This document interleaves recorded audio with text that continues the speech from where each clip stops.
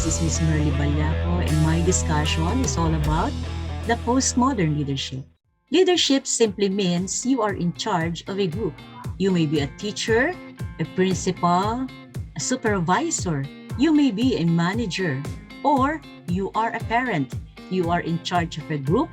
You are in charge of your family, and you as a leader is in charge of yourself.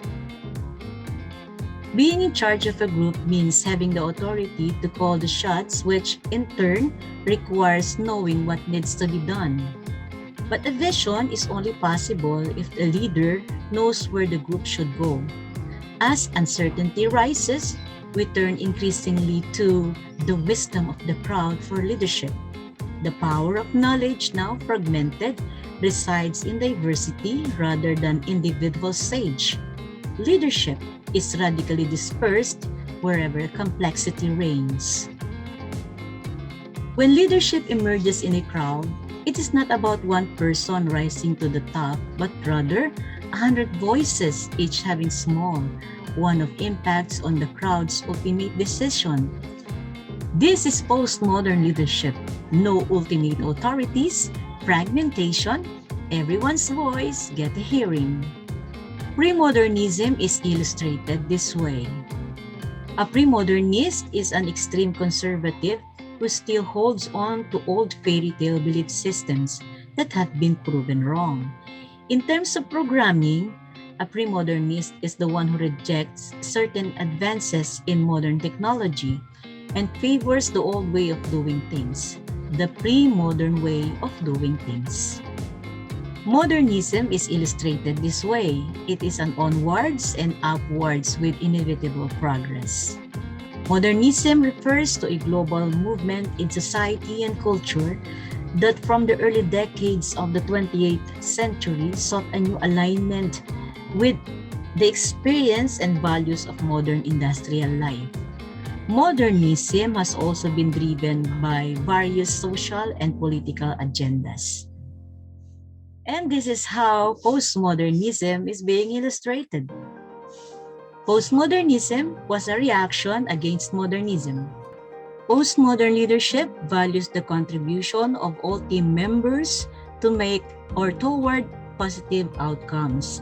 This leadership is founded in service to the vision held by other people in the organization. This is a style of leadership that builds on humility rather than pride.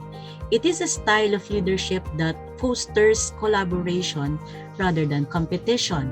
And it is a style of leadership that builds on a foundation of generativity and generosity rather than stagnation and resentment.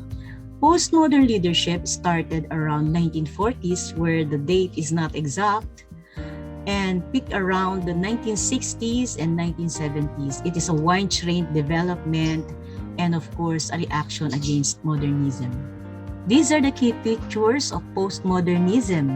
Language does not reflect reality, or I may say language is not a barrier to success.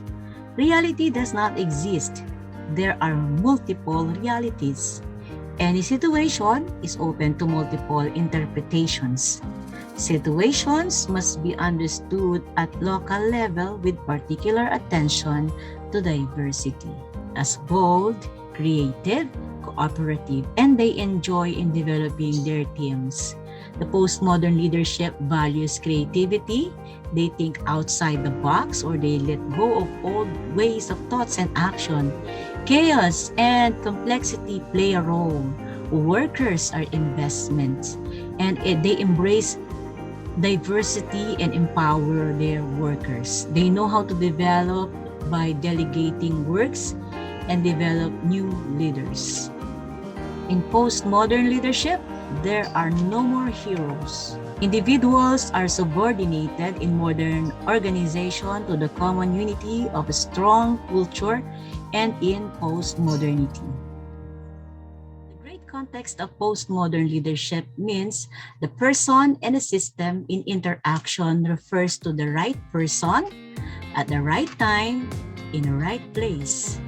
Again, good afternoon. afternoon, everyone. This is Miss Merly Balyaco, and I hope I have shared to you some knowledge that you can use in the future. Stay safe.